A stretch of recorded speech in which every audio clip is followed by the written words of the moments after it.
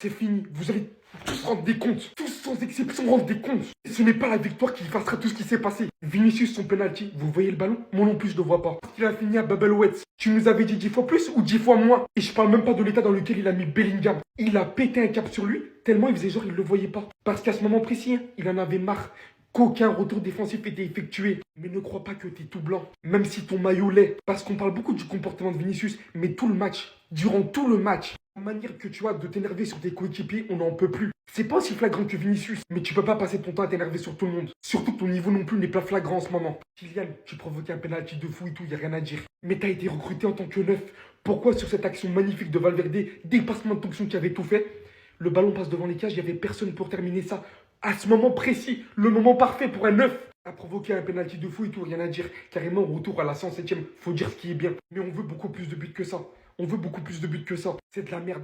Là, c'est de la merde ce que vous proposez. Va falloir vite se réveiller, les gars. On est en quart de finale, je comprends même pas comment.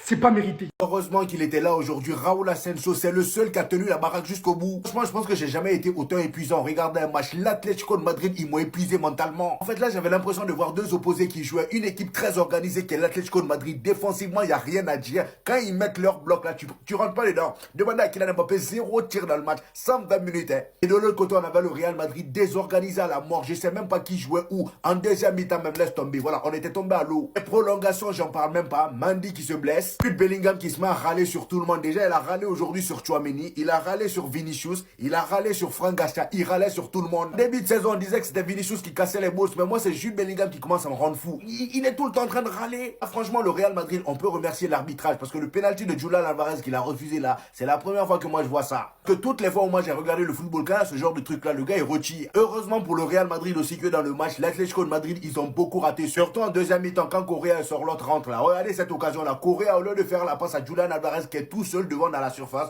le gars il se met à tirer. Comme ça, eux aussi, ils se sont fait avoir bêtement. Bref, en tout cas, on est qualifié. On jouera contre Arsenal. On verra bien ce qui va se passer là-bas aussi. De toute façon, là, le Real Madrid, là, j'ai comme l'impression qu'à tout moment, on est capable de se faire éliminer. La victoire est là, mais quel match catastrophique de la part du Real Madrid. Alors là, je ne me laisserai pas berner par rapport à mes émotions. Hein. J'ai attendu de bien redescendre pour constater une chose. On n'a aucun fond de jeu. Et il y en a certains qui se sont plaints du comportement de Bellingham. Il y en a certains qui se sont plaints de l'attitude de Jude Bellingham. Mais Jude Bellingham, il constate la même chose que moi, arrêté dans mon canapé. Les joueurs, ils n'ont pas le bon état d'esprit. Lorsqu'ils perdent la balle, ils n'ont pas la dalle de le récupérer.